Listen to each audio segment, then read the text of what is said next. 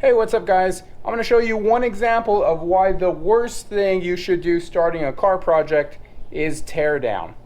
What's up guys? Welcome back to Duster Bust. My name's Marcos and we are on our 30-day quest to get the Duster back on the road. So this is our 1974 Plymouth Duster, and today what I'm doing is I'm going through my brake parts, and I started this project not knowing what I was doing, and first thing I did was basically just tore everything apart. What I should have done was go through, figure out what worked, what didn't work, and that way as I did the tear down, I knew what I needed to, or I would know what needs to be replaced and what is fine, just needs a little bit of cleanup. So I didn't do that, so now I got to figure it out on the fly, and a lot of times it's very hard to test stuff, so you end up buying more than you need, or right now I simply can't find a brake booster. So I went online, checked 3 different stores, and there are no brake boosters available, it seems like.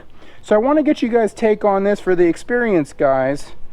I want to get you guys' take on this because I'm kind of at a loss, because frankly I'm gonna have to start calling more stores. I checked Advance, I checked O'Reilly's, and I checked AutoZone. Those are kind of the big 3 up here in Ohio, and none of them have any replacement brake boosters. Some of them look like they do, but once you get it in the cart, it says, nope, sorry, not available.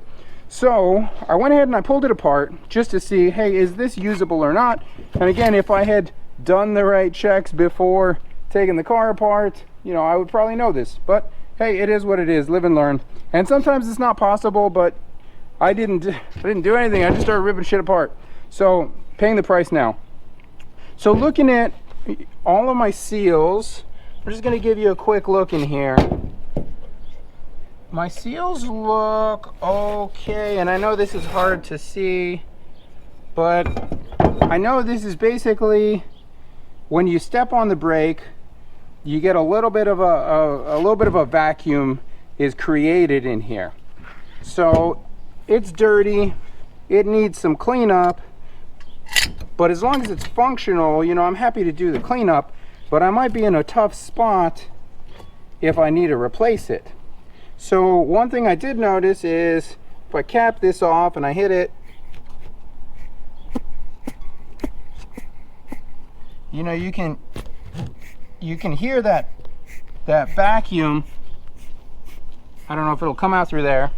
And then inspecting all of my rubber, both you know, this inner section, inspecting here, I'm not seeing anything. So I'm hoping with a little bit of grease on it, put it back together, you know, clean up the metal parts, I'm hoping it'll be okay, but I would appreciate some input on that from the experienced folks. All right, so we got that going on, and other than that, just cleaning up some brackets.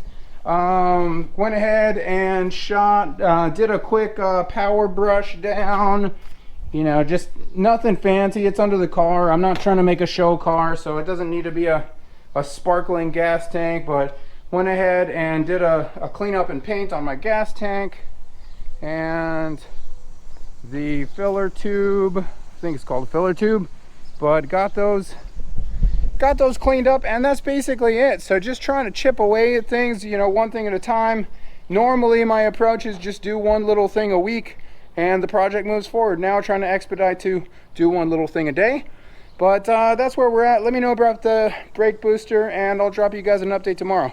Thanks, appreciate it. Take care guys. We'll talk to you tomorrow.